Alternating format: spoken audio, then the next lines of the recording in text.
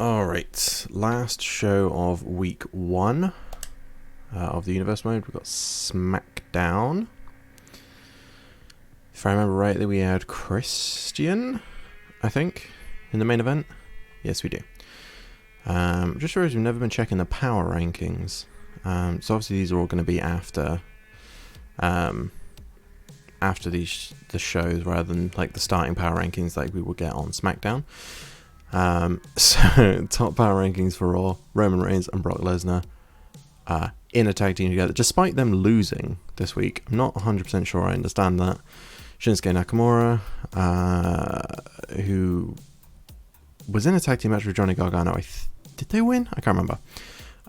Samoa Joe, WWE champion, only 4th in the power rankings, strangely, and Seth Rollins at 5.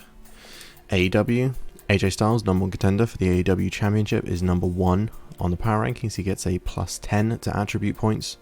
So if he can actually keep that going into his championship match, I like that's got to be a guaranteed win. That has to be.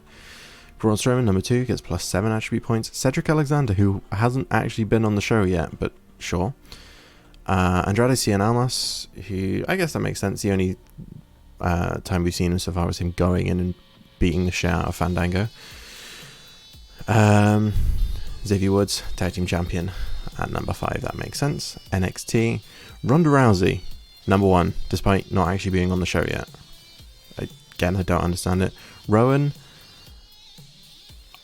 I think he won his match, didn't he?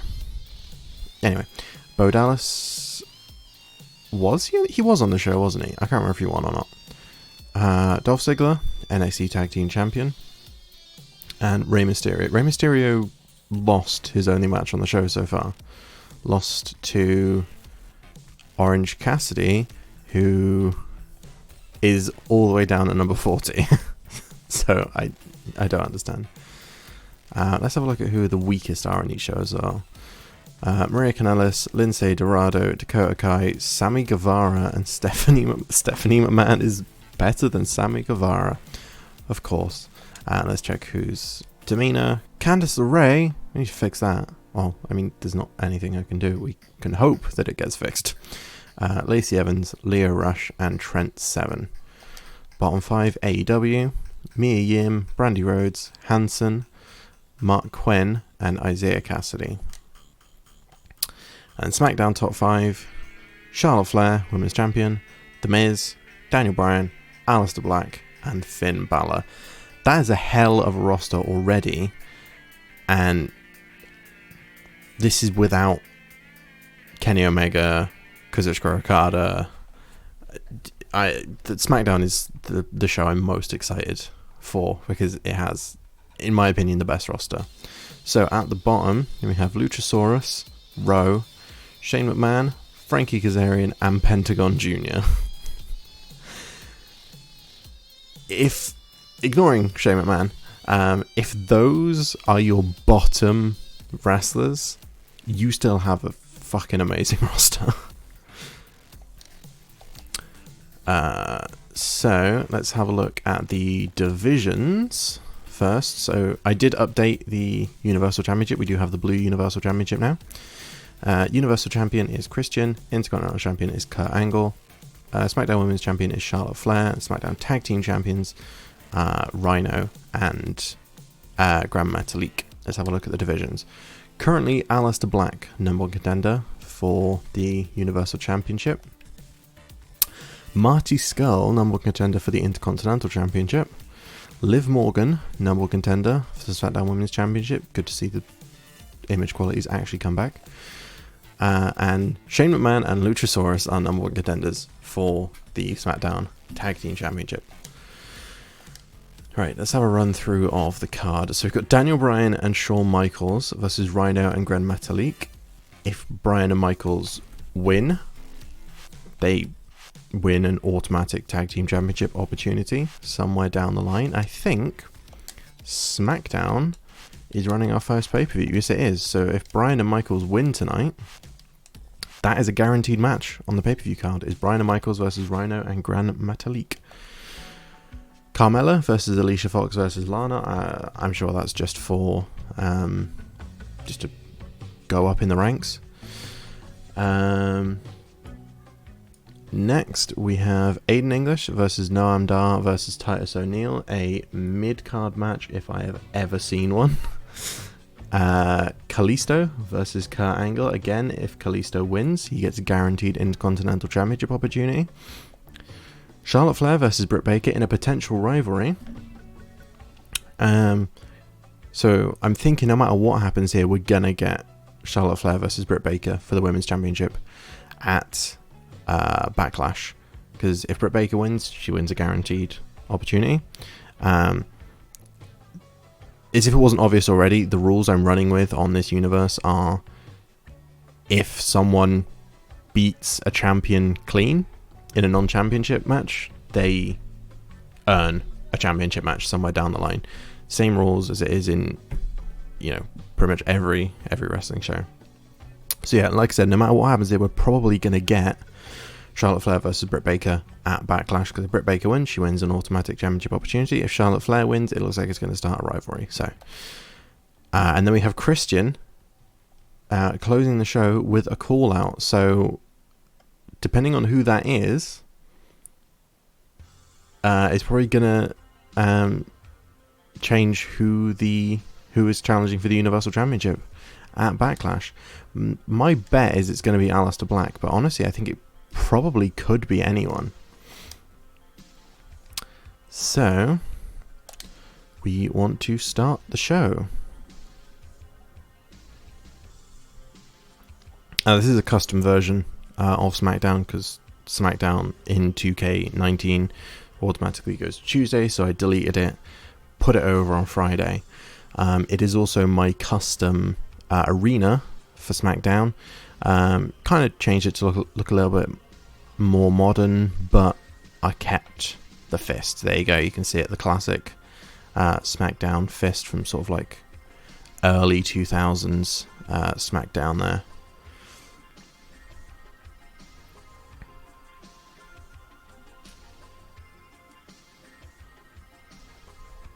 Where are we? Hershey.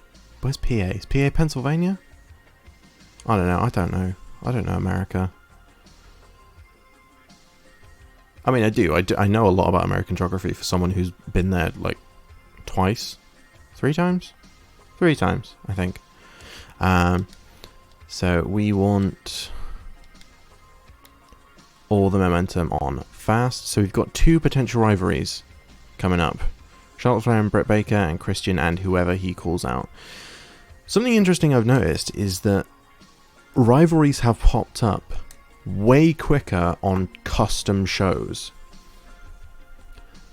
So far we have rivalries on AEW, and we're about to have rivalries on SmackDown. Both are shows that I put into the game.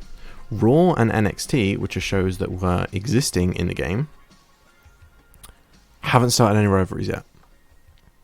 So I don't know if that's a pure coincidence, or if it's that custom shows are more likely to start rivalries for some reason. I'm sure that's not intentional. I'm sure that's a bug. Michaels and Bryan do not have a custom entrance yet.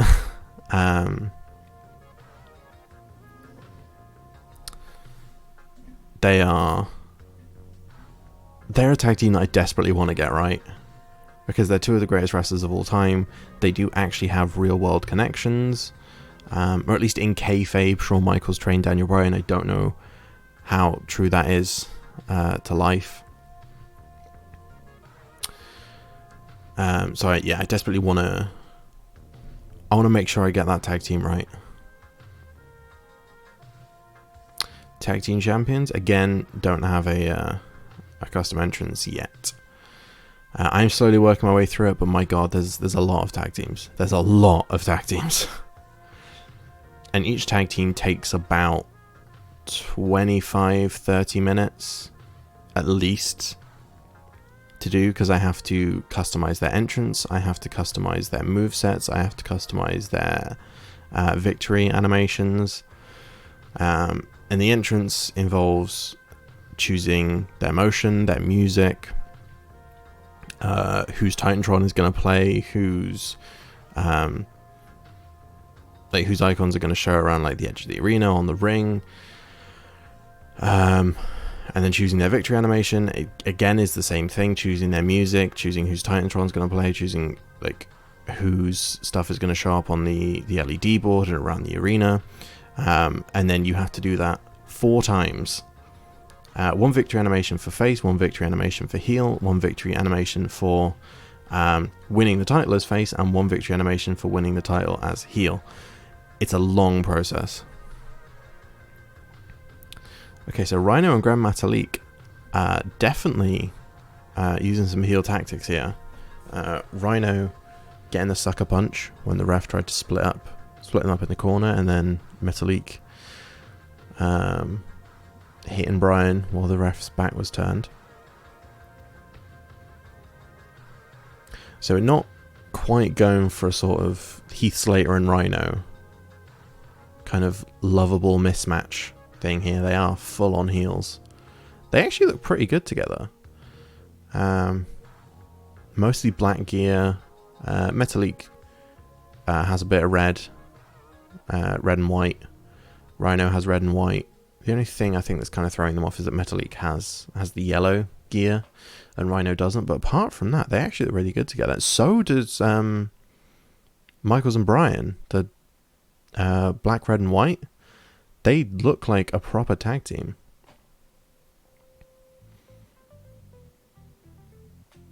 So neither of these teams have tag team finishes yet. I think Michaels and Bryan are the team I'm most excited to give a tag team finisher to. I'd love to kind of see what they end up, what moves they end up pulling off together. I think that would be great.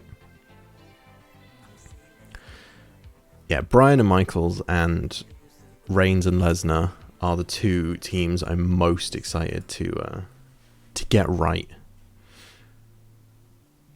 It's a shame that they're not on the same shows, because I would love to see a feud between Daniel Bryan and Shawn Michaels and Brock Lesnar and Roman Reigns for a tag team championship. That'd be fantastic.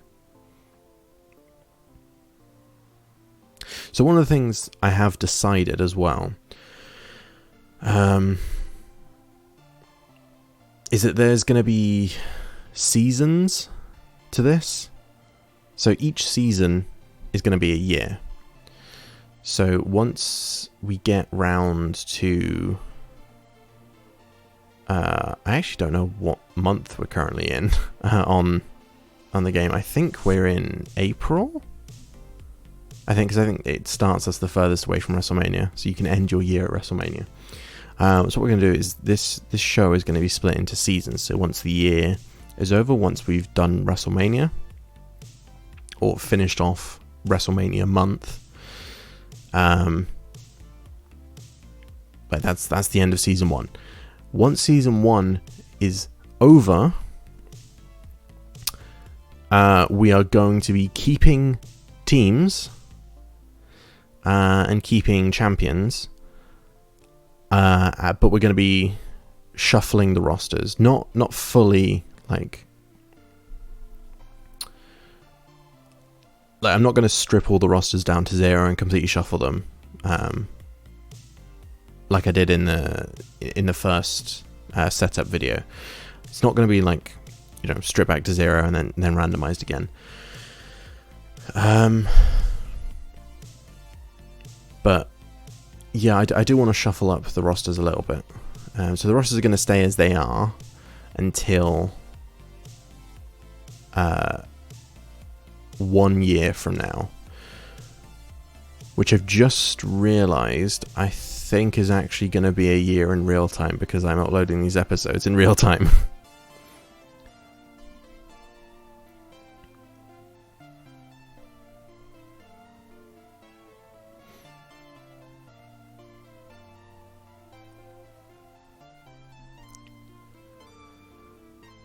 His match has kind of gone 50-50 so far. Oh. PS4 remote play worked perfectly fine. My last recording session. Absolutely no problems at all. No lag. Maybe a little bit of quality drop, but nothing more than you'd expect. And PS4 remote play is so hit and miss.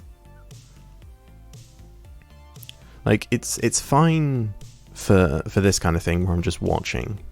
But if I were to actually try and play the game, try and hit reversals and hit moves timed properly, absolutely no chance.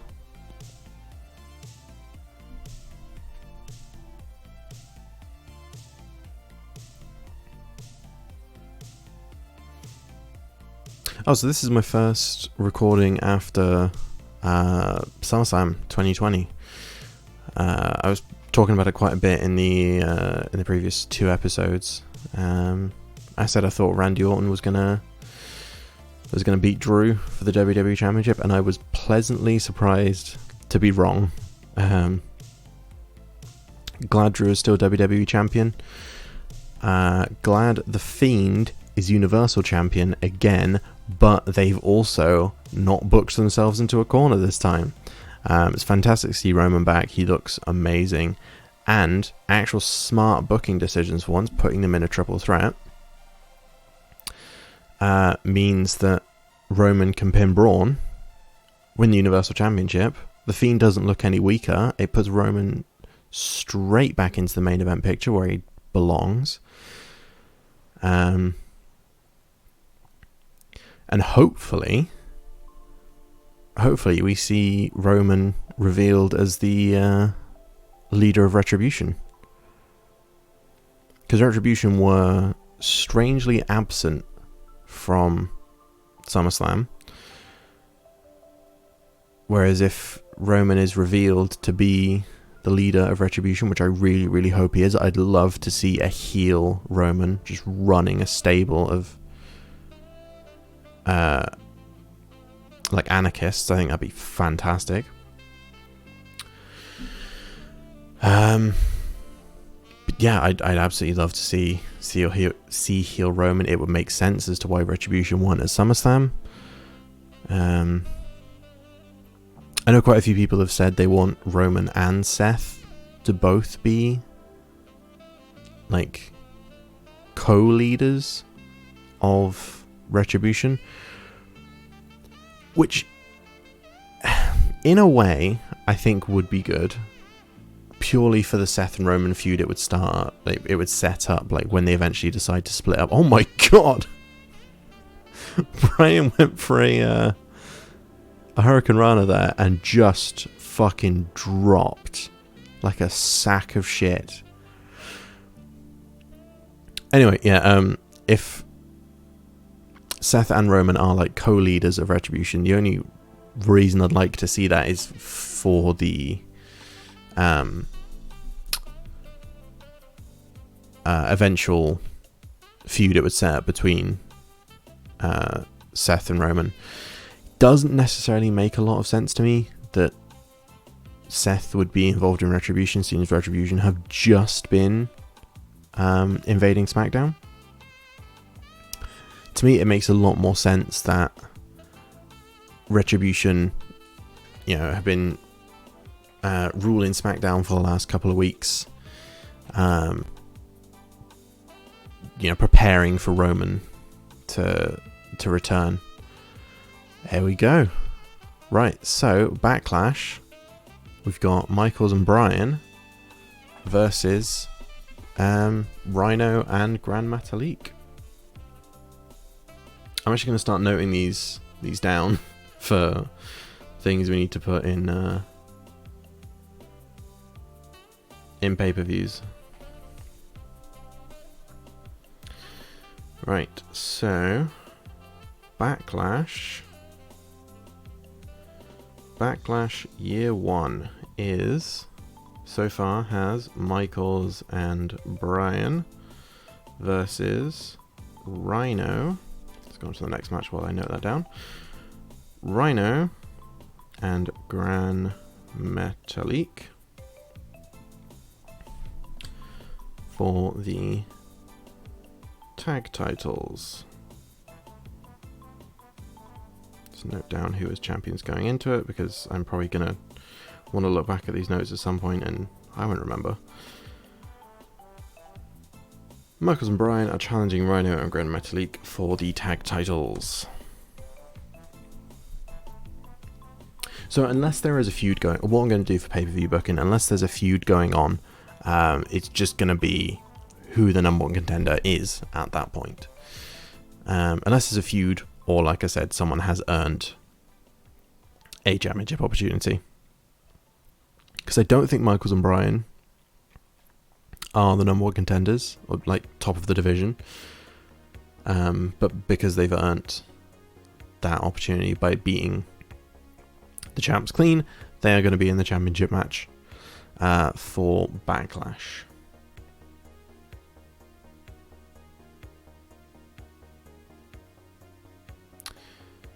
This, I don't remember either of these, or any of these wrestlers being at the top of the division, so this is just purely to fight to the top of the division. I can't remember who's in this, honestly. Oh yeah, Alicia Fox. Carmella, Alicia Fox, and the third person who I've also forgotten.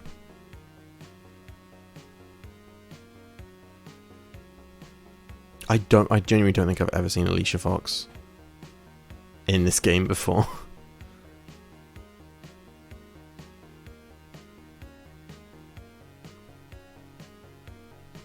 I have nothing against her, I just don't know anything about her.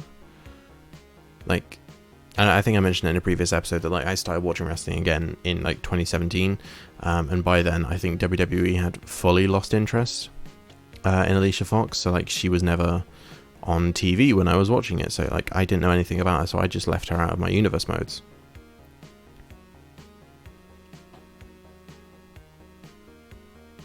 Who else was it? Oh yeah, Lana. Lana with her short hair that she never had.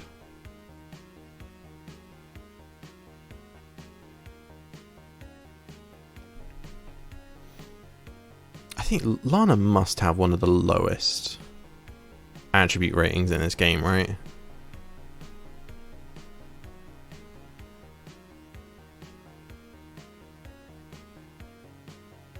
I'm not a fan of Lana. I respect that she's able to market herself and become a star despite lacking any talent. I think that's impressive.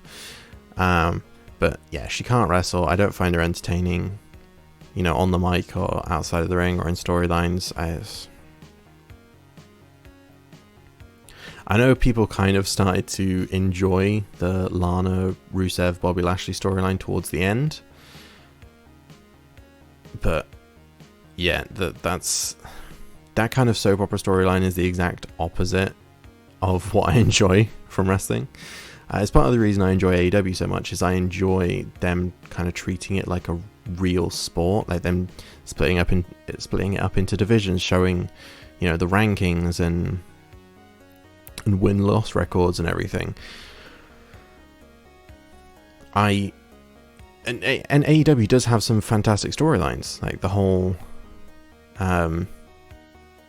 like the Elite have had some of the best storylines in recent history in AEW. The whole storyline between Omega and Page versus Young Bucks going into Revolution 2020 was fantastic.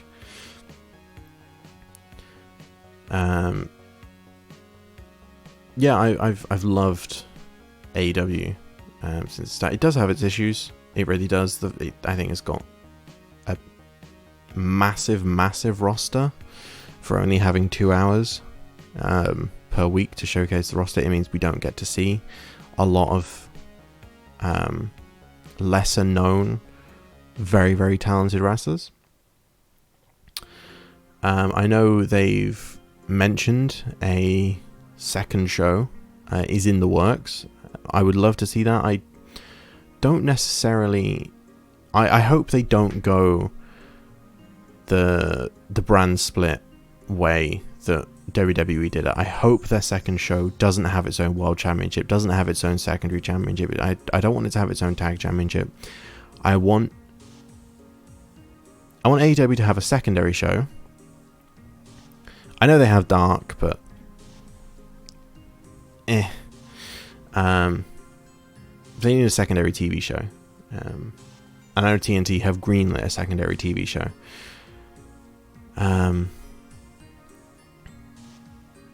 But yeah, I don't want them to share I don't want them to have separate championships across their shows. I want their second show to purely be showcasing other people who aren't on Dynamite, and it should have its own storylines, because that's one of the big problems I have with AEW Dark, is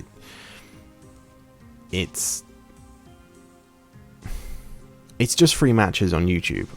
I wouldn't say it's not a show, it's just free matches, free wrestling matches on YouTube, which I think is fantastic.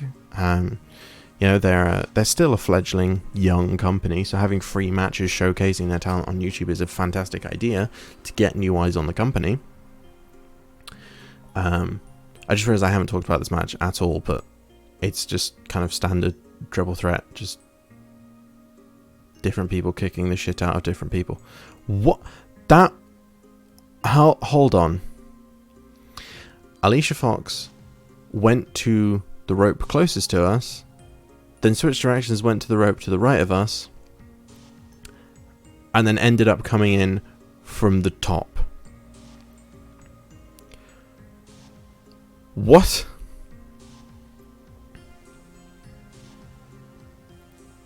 Anyway, I can't remember what I was saying about AEW now, because Alicia Fox is running in 3 different directions to hit one move. It threw me.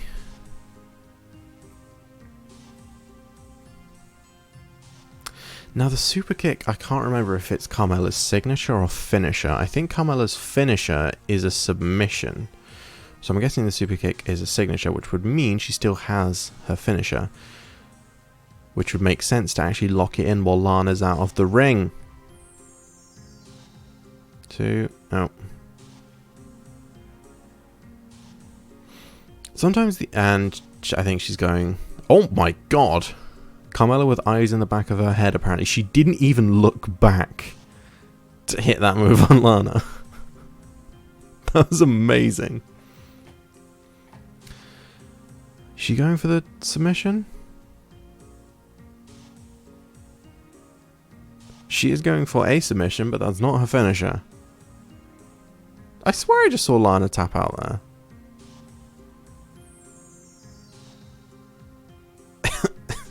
Has Lana ever hit a sit-out spinebuster in her life?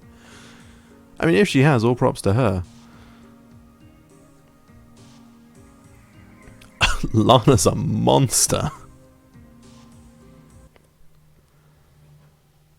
Lana manifesting Batista.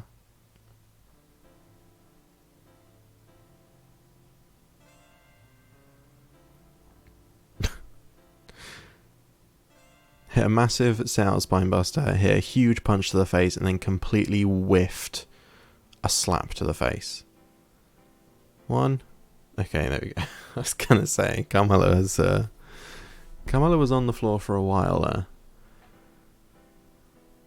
Is that a finisher? I don't know Alicia Fox's moveset. Like I said, I don't know anything about her. Oh my god. Okay. See, that's kind of why I panic every time there's a pin. Is because I wouldn't put it past the AI in this game to actually, you know, sit out for the 3 from a fucking leg sweep. Hey, ref. Oh, no. Is the game broken? Okay, no, it's not.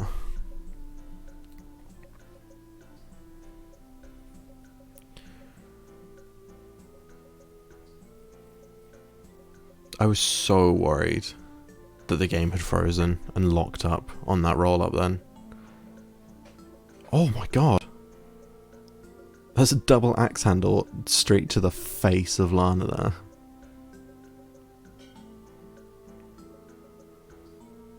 I'm assuming that was Lana's playing possum payback move there. I think Carmella still has a finisher, unless I was wrong and that super kick was actually her signature. Although it looked like she was going for the super kick again there.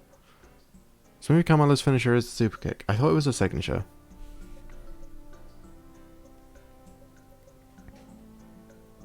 See, this match has actually gotten pretty good in the second half.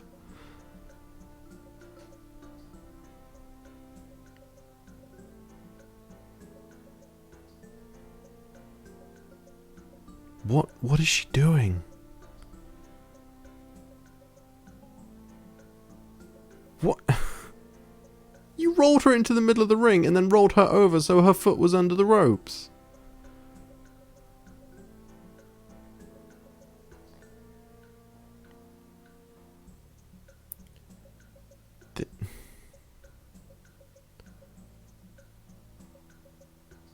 What is happening in this match?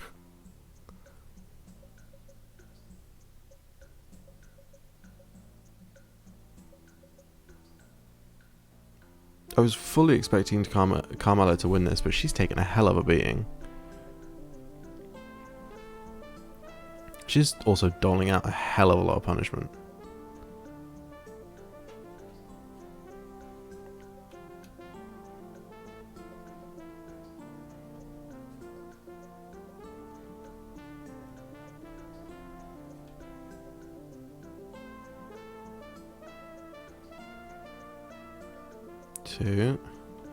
I was gonna say there's no way she can win from an atomic drop, but this is a WWE 2K game.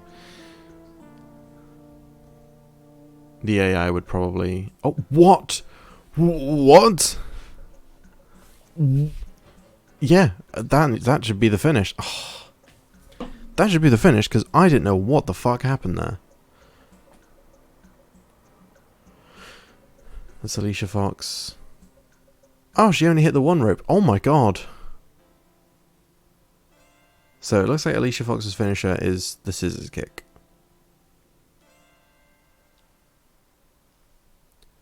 So Alicia Fox had her finishing move reversed. That has to be the end of Alicia Fox. There's no way Alicia Fox is winning now. Oh!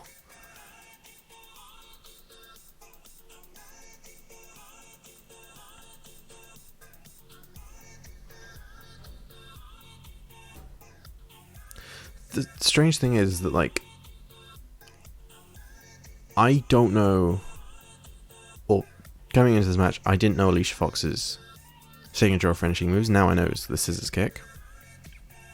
I don't know Lana's signature and finishing moves. Apparently I don't really know Carmella's either, because I assumed the super kick was her signature, but now I'm thinking it's the finisher.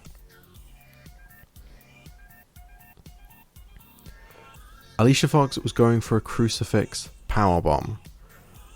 What is happening in this match?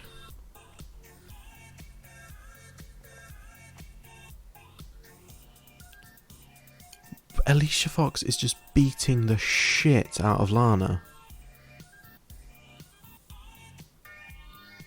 This match has been going on for so long.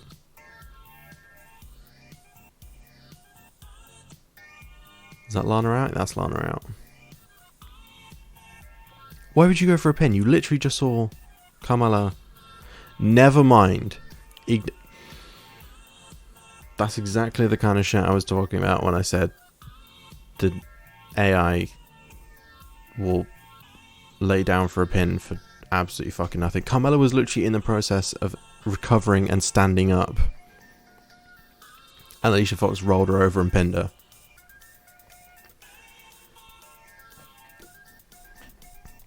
Alicia Fox going up in the women's division, I suppose.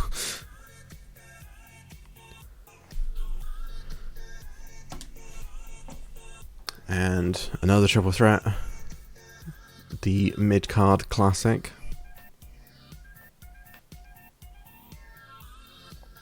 Now, my prediction for this,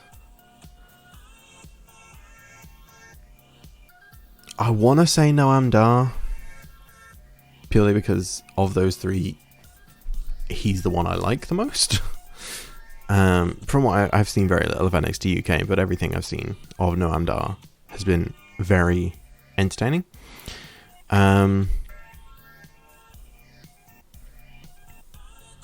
I think Titus O'Neil has the highest attributes.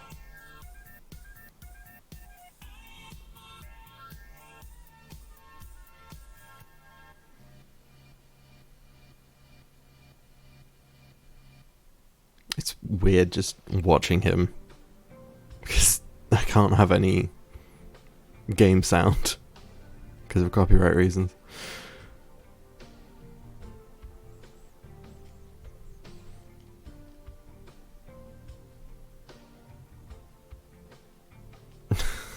I don't know if I should skip this or not because we're not getting anything from it. We can't hear him.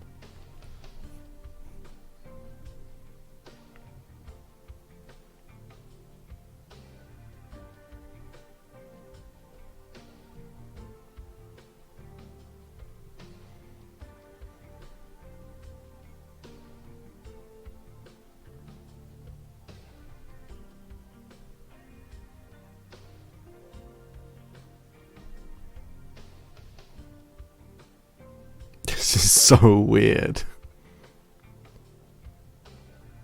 Yes, shush. We can't hear you.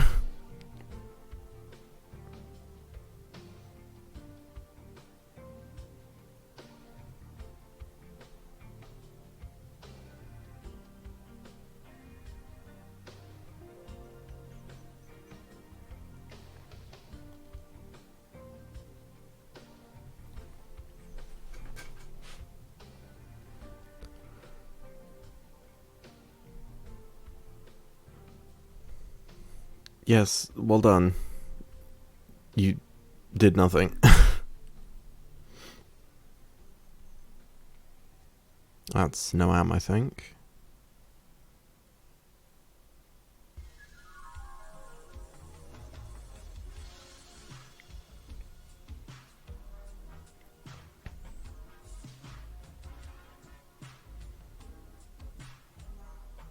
Honestly surprised he's in this game at all. Because I know he's on NXT UK now, or he was. I haven't watched it in a while. I don't know if he's still on it.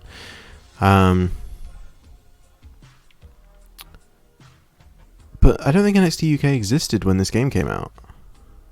In like late 2018.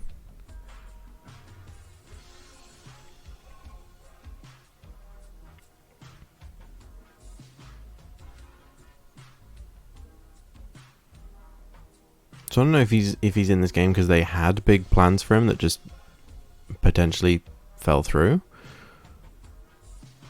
or if they just needed someone to pad the roster, which is weird because the roster is kind of fucking stacked.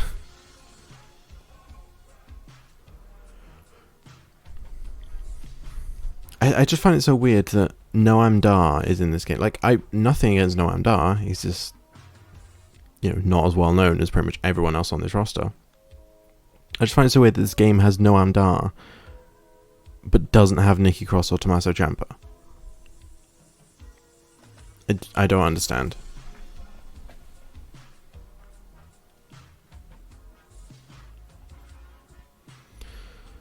God, thank you, Titus, for actually having a fairly quick entrance. This match is probably going to be long as shit as it is. This will be one of those matches where, like, they show you the first 5 seconds of the first entrance, cut to ads, and then cut back and everyone's already in the ring. Unfortunately, we can't do that.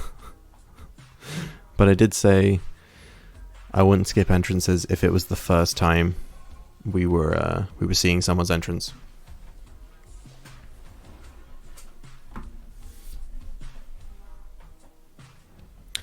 Titus just doing nothing.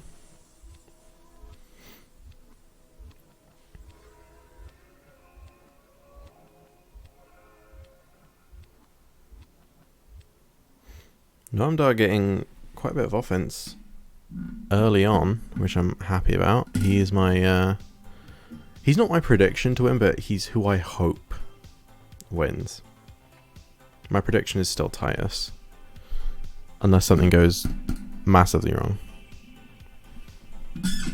God, I had to adjust my mic there. I'm sorry if that made a horrible noise.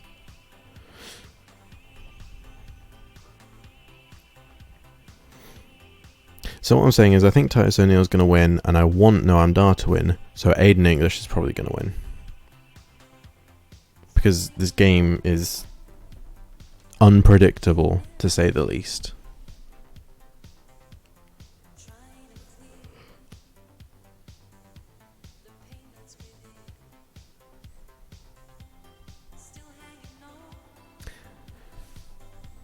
I hope this match goes a little bit quicker than the last Triple Threat, because the last Triple Threat match was great, but I think it went close to 20 minutes. It might have even gone over 20 minutes, I don't know.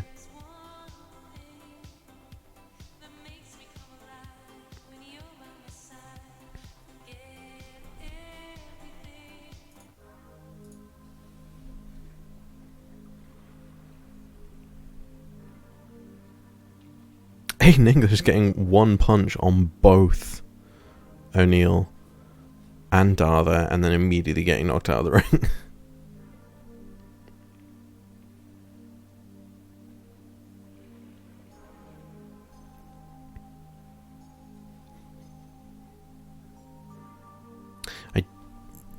I'm assuming, because it's been a while since I kind of shook up the divisions, I'm assuming all three of... Jesus Christ, Noam Dar just took a fucking shoot elbow to the head. I'm assuming all three of these guys are in the Intercontinental Championship division. I can't imagine I put any of these guys in the Universal Championship division. Because yes, while I wanted everything to be completely randomized, I wanted the divisions to be at least a little realistic.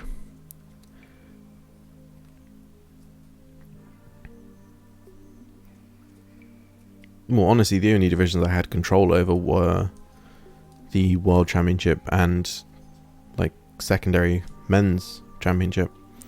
Obviously, all tag teams went into the tag team division, all women went into the women's division. It was just splitting up the men's roster, men's singles roster, between, like I said, World Championship and secondary men's championship.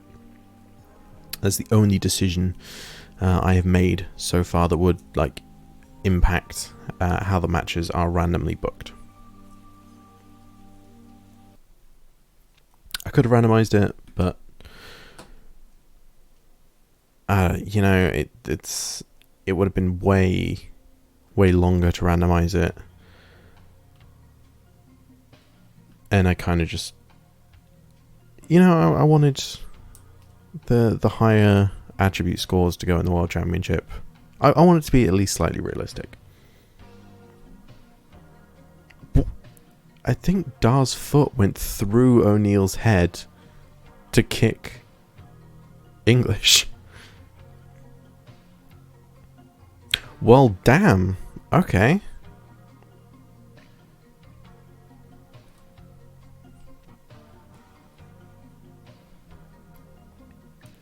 Someone asked me to name 2 ways to hold water. I said, well, damn.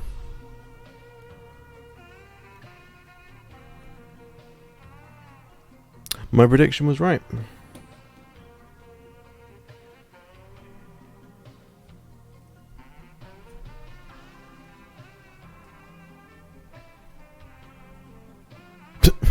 What are we looking at? What are we looking at here, game? What is this? Anyway, 4th match. Kalisto versus Kurt Angle. Now, this I think is going to be very, very interesting. Because looking at this on paper, Kurt Angle 06 should absolutely demolish Kalisto.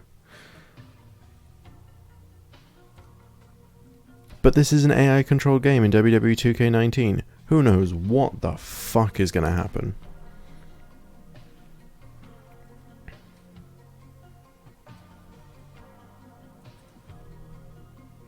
Also, fun fact, at the start of this series, I tried not to swear as much because, you know, YouTube and their rules, but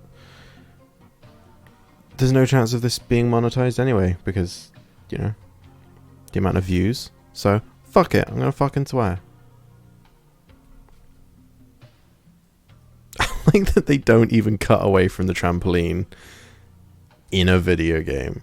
Like, you control where the cameras are.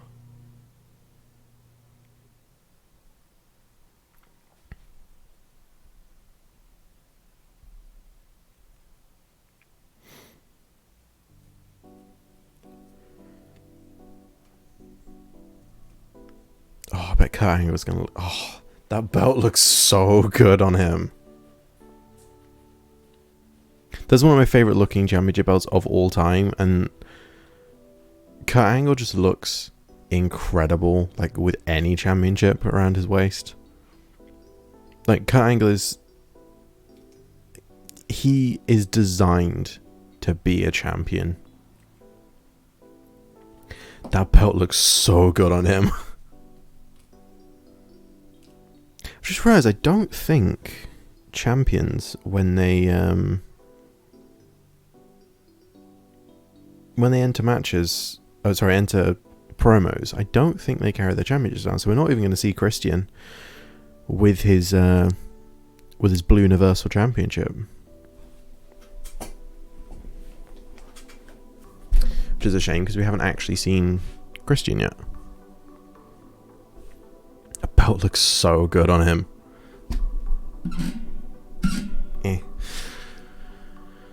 Right, if this... we still haven't had an episode go under an hour yet. We're at 47 minutes so far. We've got 2 matches and a promo left. I don't think there's any chance of this going under an hour, but I can hope.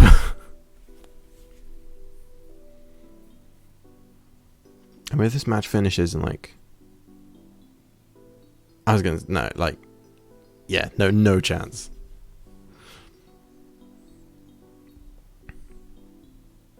My thinking was that like NXT and AEW would probably go under an hour because they have fewer matches.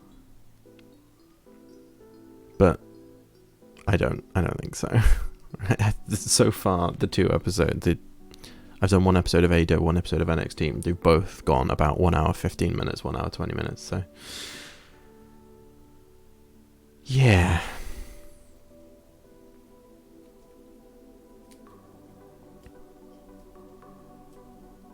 Oh, and also because this is the last match of the week, I want to do a rundown of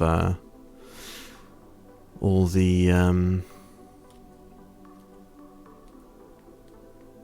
universe news, power rankings, divisions, things like that. Just see how the universe stands at the end of week 1. So yeah, that's probably going to take about 5-10 minutes. So yeah, absolutely no chance this is going under an hour.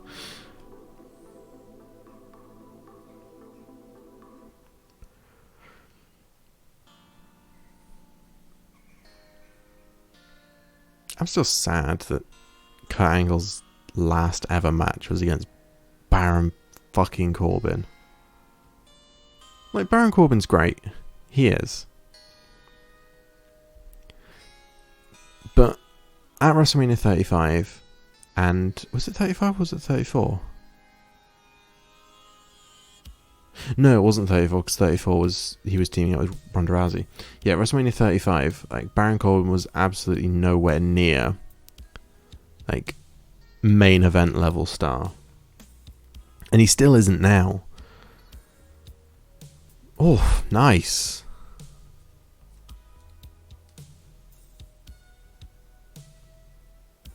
Like, even someone like, I know Brock Lesnar had a match with Seth Rollins at WrestleMania 35.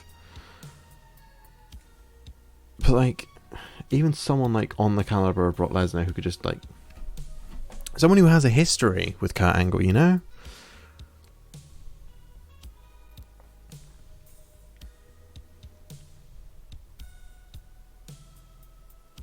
What was Cena doing at WrestleMania 35? I don't even remember if Cena was doing anything at WrestleMania 35. 34 was his match with Undertaker, right?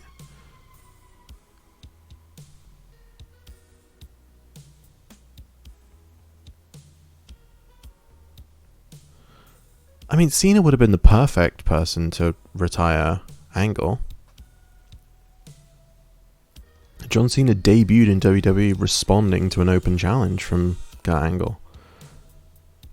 Yeah, just bring the whole thing full circle.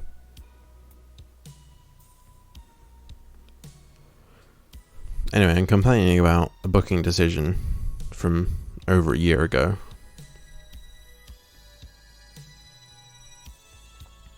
And Kurt Angle has since been released by WWE, which is just absolutely insane to me.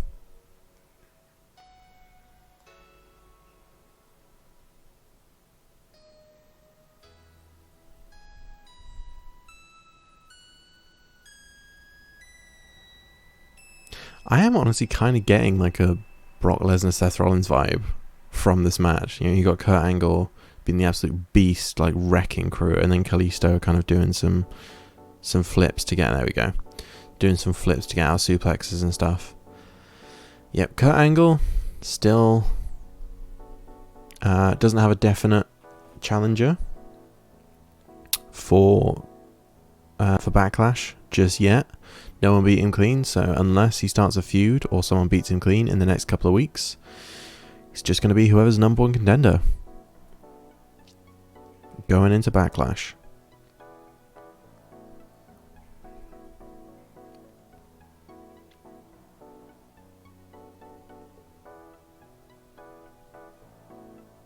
I can honestly see Kurt Angle like going on a mega reign within the Intercontinental Championship. Kurt Angle to break Honky Tonk Man's record.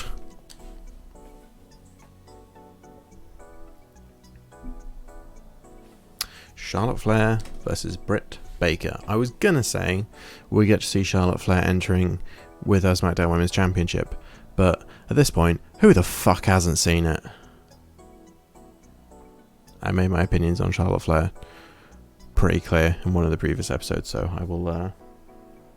I won't go on a rant about my opinions on Charlotte Flair's booking. But I will say it's not her fault. I don't think it's Charlotte Flair's fault. I think it's WWE's fault. I just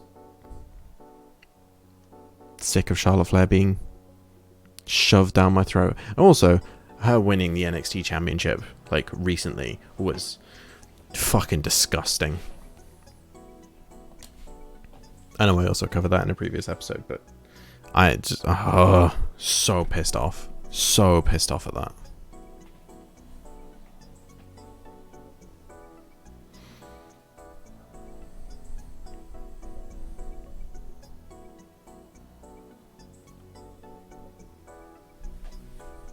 I'm also so pissed off that the randomizer wheel gave me Charlotte Flair as a starting champion.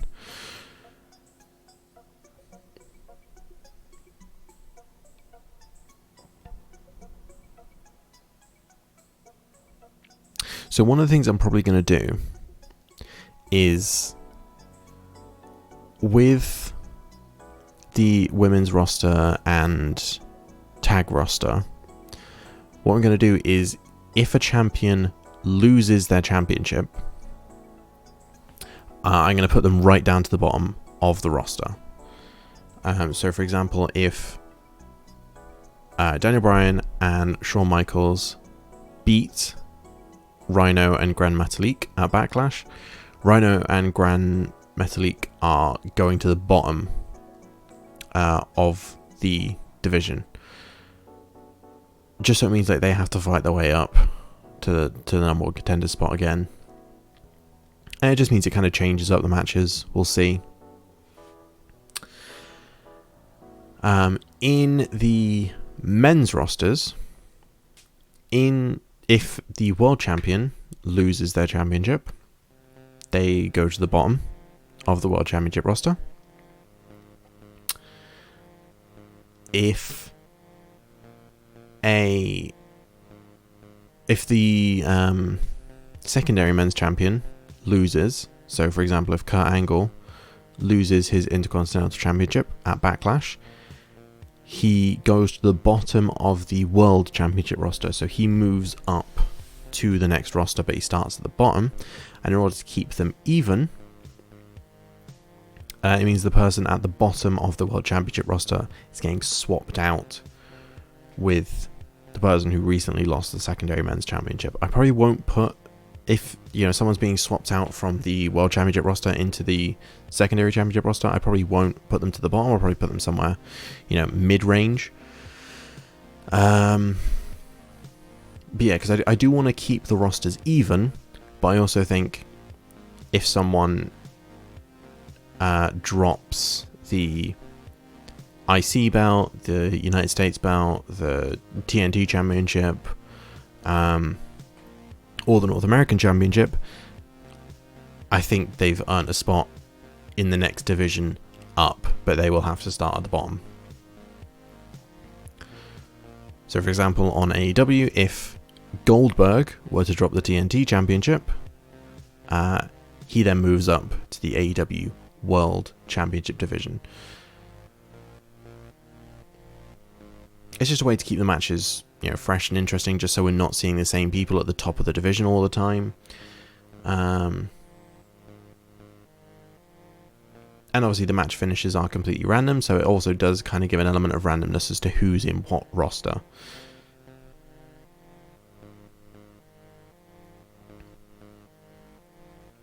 I actually... This is one of the least interesting matches in the world to me. Because I dislike Charlotte Flair very much, because I feel like she was pushed down people's throats, and WWE was like, hey look, she's the face of the women's division, you want her to be the face of the women's division, right? We're going to put all the championships on her, she's the face of the women's division, look at her, the face of the women's division. And I was like, well, I thought, no, she hasn't. I don't think she's earned her spot. Like, she's been handed a shitload of championship opportunities, which, isn't her fault. And like I said in a previous episode, I think it's very disappointing because Charlotte Flair is incredibly talented, and it's such a shame that WWE even gave people the chance to say that she hasn't earned her spot. Because if they let her earn her spot, she would absolutely be like a fan favorite.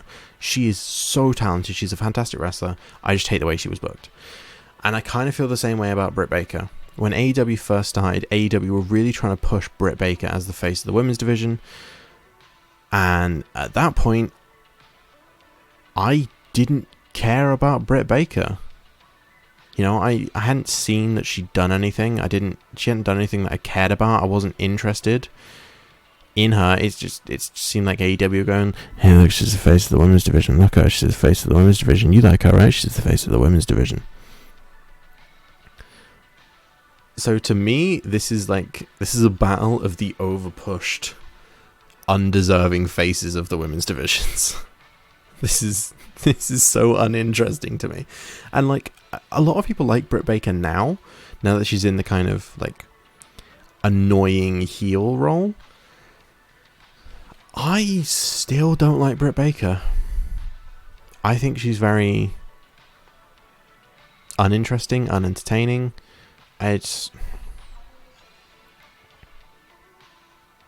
the one part of AEW I want to skip is whenever Britt Baker's doing a promo, because to me it's the same shit every week. It was interesting the first time, and I think her eventual match with Big Swole is going to be great. I hope Big Swole wins, because Big Swole is absolutely fantastic, and I really, really hope Big Swole gets a push, and I hope Big Swole gets a championship opportunity. Big Swole is absolutely a future women's champion. Hopefully it's in AEW.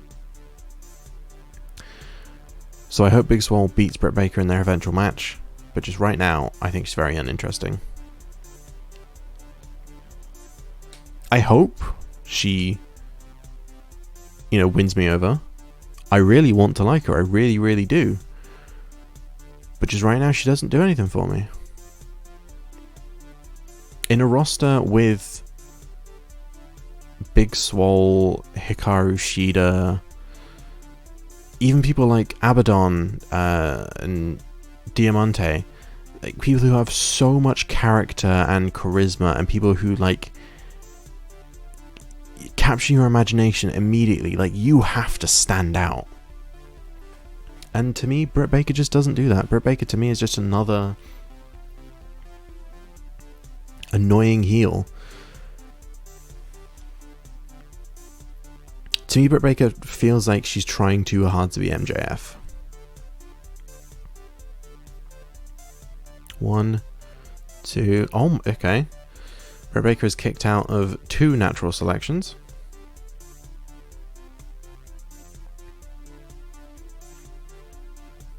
I said the previous match was like a... reminded me of Brock Lesnar, Seth Rollins. This reminds me of Brock Lesnar, Roman Reigns.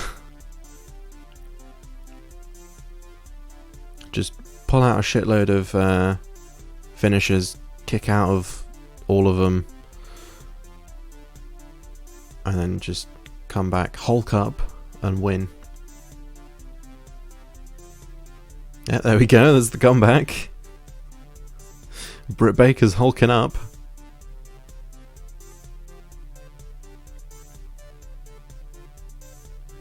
Looks like Charlotte reversed her signature.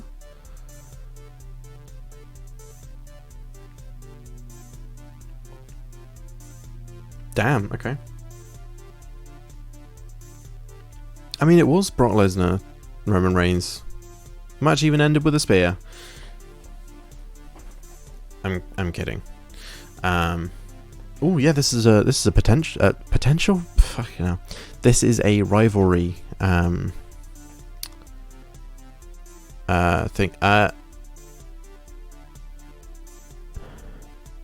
Excuse me, what? What the fuck is happening? What? Okay, so Charlotte Flair is feuding with the Invisible fucking Man.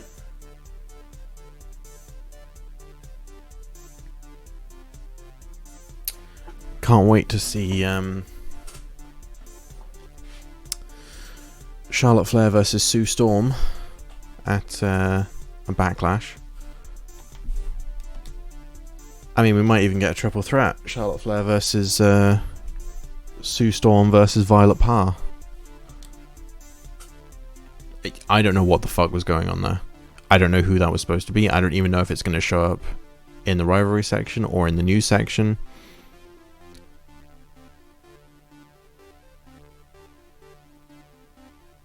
Because I know sometimes the game does bug out and shows, like, in the rivalry section it'll just show Charlotte Flair versus nobody.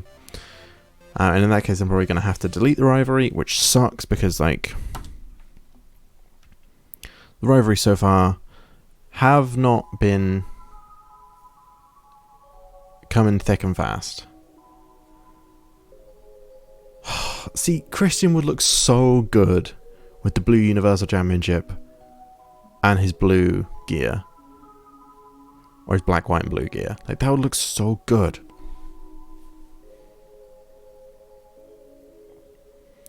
Oh god, I just realised I'm going to have to read Christian's promo. Right.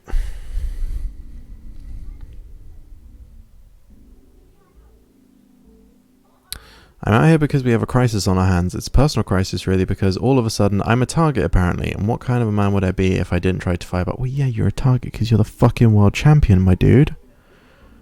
What kind of man would I be if I didn't try to fire back? I mean, probably not a very good champion, honestly.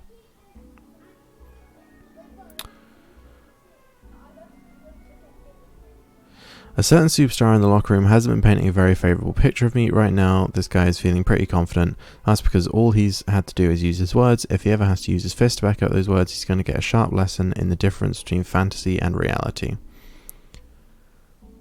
I hope it's Aleister Black, because honestly that would be a really good match. Christian versus Aleister Black.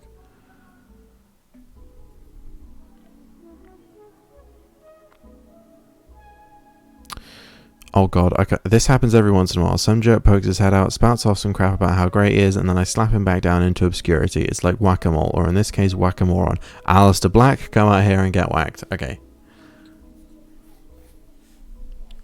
Right, that's got to be another one going on the notes for Backlash. Aleister Black versus Christian.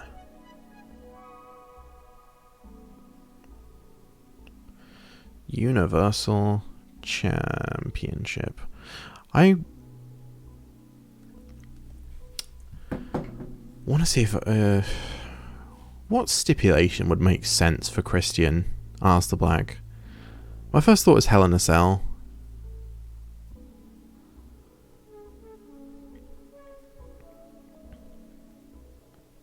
But we'll see how intense this rivalry gets.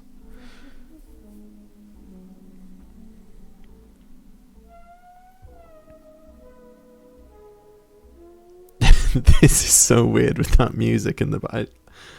I'm assuming the music is loud enough.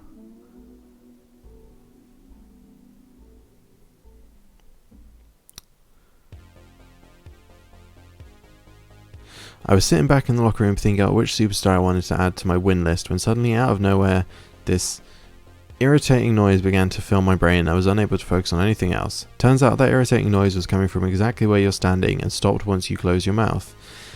I love the fact that like the promos don't change depending on who's saying them, because Aleister Black would never say anything like this. You'll have to excuse me, you must have me confused with someone who cares about you or anything that you have to say. There's only one person out here who the WWE Universe wants to see, and that person is me.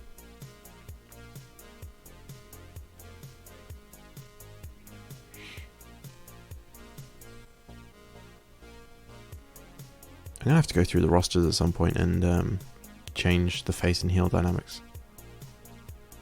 You know, I'm feeling pretty good tonight. So good that I'm not going to allow you to bring me down. Whatever your problem is will just have to be put on hold because I'm having too much fun with the WWE Universe. Perhaps you should loosen up a bit and enjoy yourself with us. Oh, Aleister Black. That well-known, brooding goth party boy who just loves to party with the fans.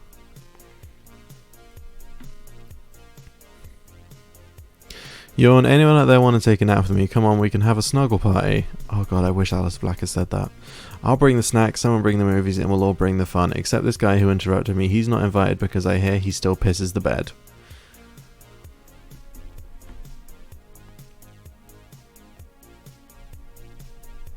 Is that the equivalent of when someone in a women's promo says bitch? Like, they said a naughty word.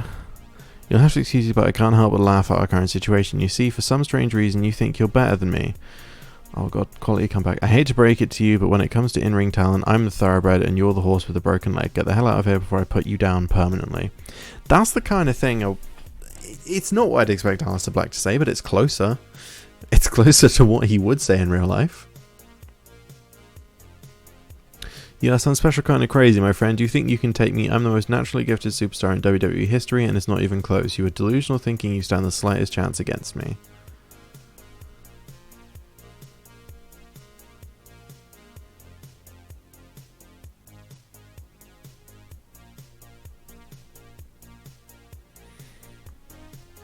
See, all of this I can kind of see Christian saying. I hear you out here shooting your mouth off like a tough guy, so I'm wondering if you're just as willing to back it up. So what is it? Are you really as bad as you say, or are you all talk? I want to see Aleister Black reading some of these lines so badly, but just in his like brooding goth persona.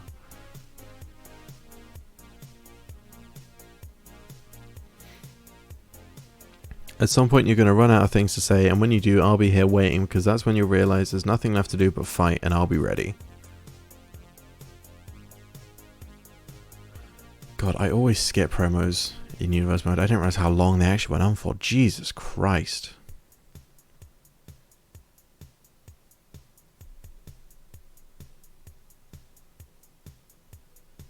One day you and me were going to do this. I know you don't want it and I know you don't like it, but I'm not going to stop until it happens. Believe that. You don't think Aleister Black wants a Universal Championship opportunity?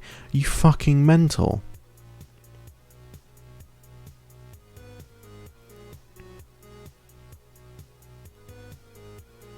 Okay, when he said believe that at the end, that makes me think that all of these promos are written for Roman Reigns.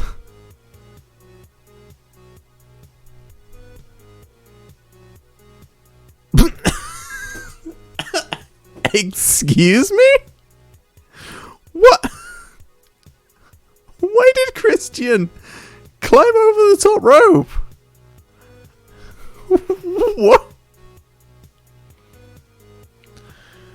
I don't think Christian's even 6 foot. Oh my god.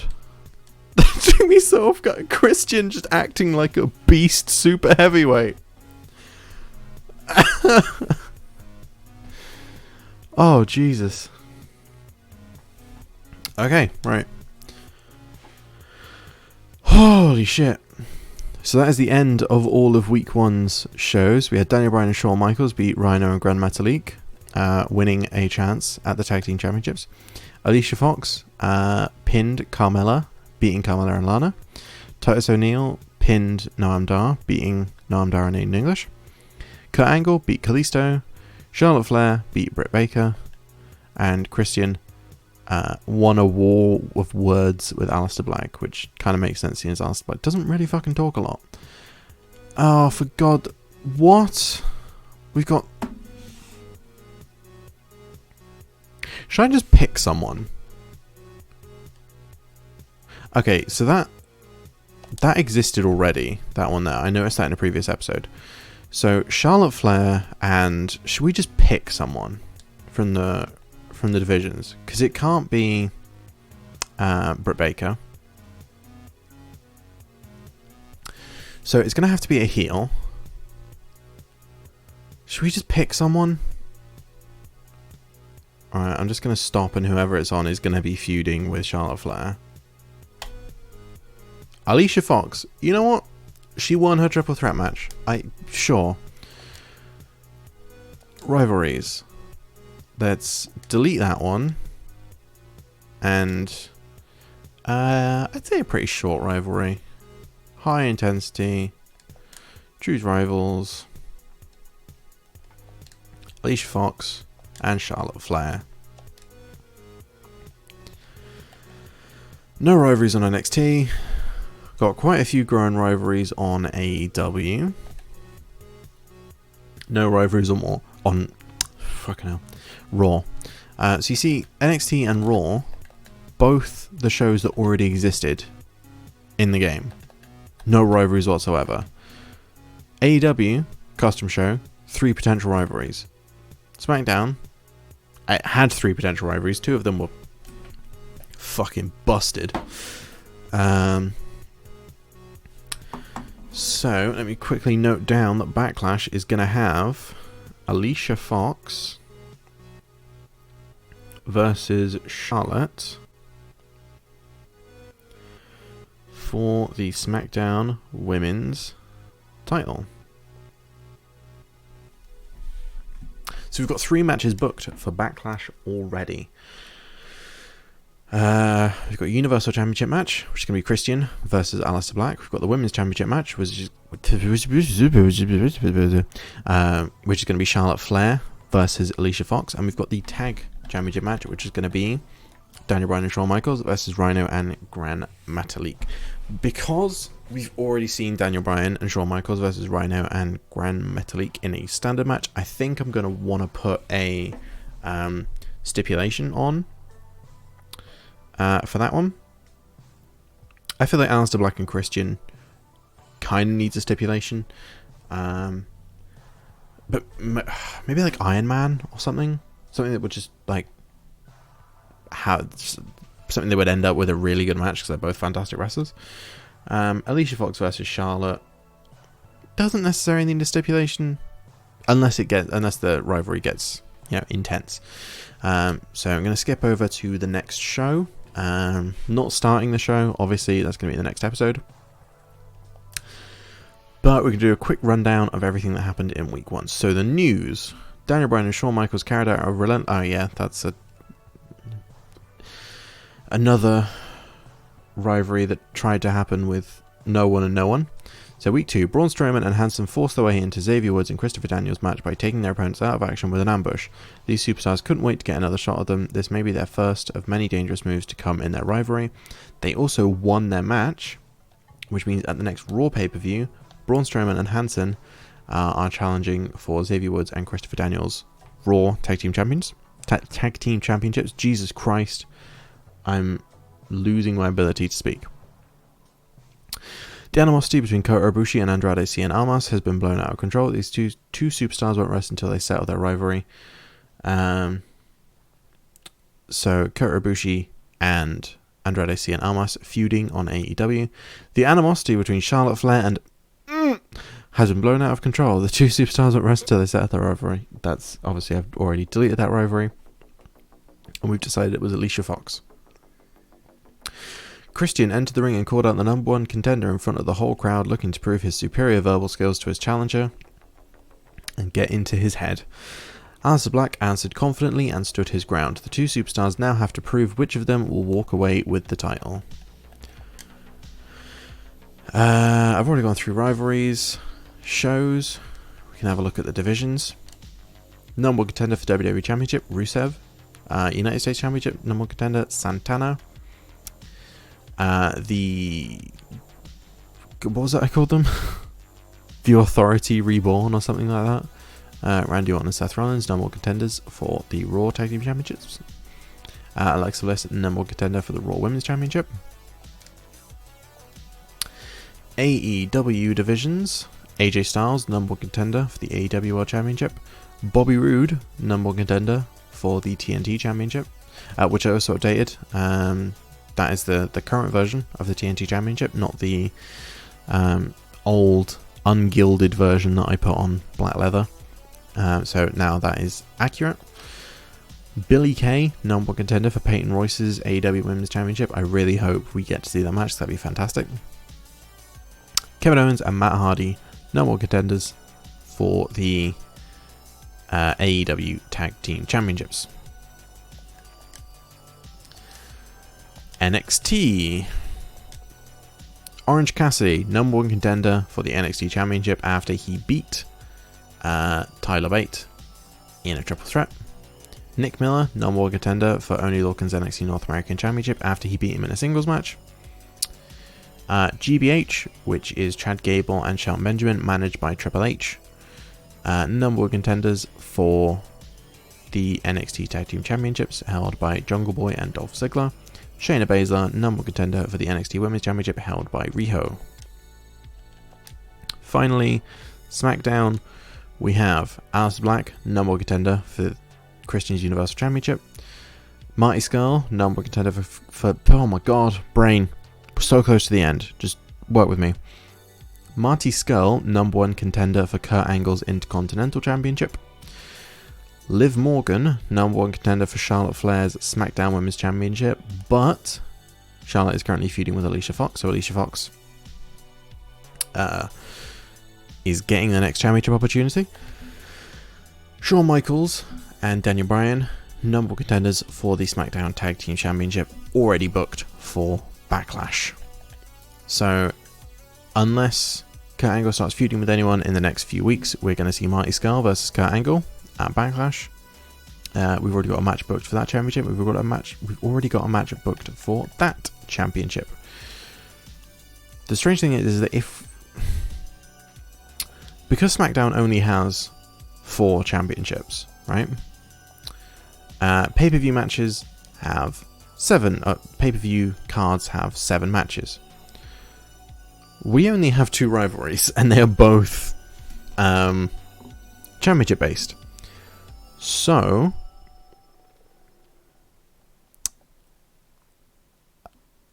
I'm just going to have to book matches that I think would be interesting. Maybe number 1 contenders matches, or you know what? Fuck it. I'll just look at the cards and see which matches would look good to me. And we'll just fucking put them on there. So, Backlash is already pretty much half booked. Already. Power rankings, obviously, are all going to be the same. Aleister Black has gone up. Charlotte Flair has apparently gone up, even though I thought she was at the top already, but whatever. Was Finn Balor in there at the beginning? Whatever. So Charlotte Flair, The Miz, Aleister Black, Daniel Bryan, and Finn Balor are the top 5 for SmackDown, and the top 5 for the rest of the other shows hasn't changed since the beginning. Unless it has. Wait, yes it has, because Ronda Rousey was at the top.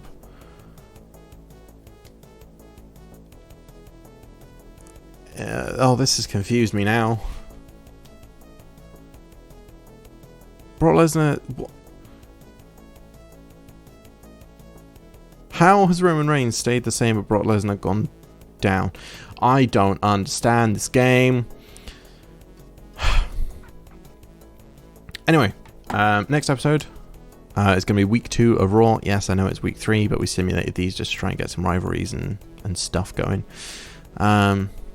Next episode, week 2 of Raw. We've got 2 more weeks, and then we've got Backlash, which is SmackDown's first pay-per-view and the first pay-per-view overall of this universe mode.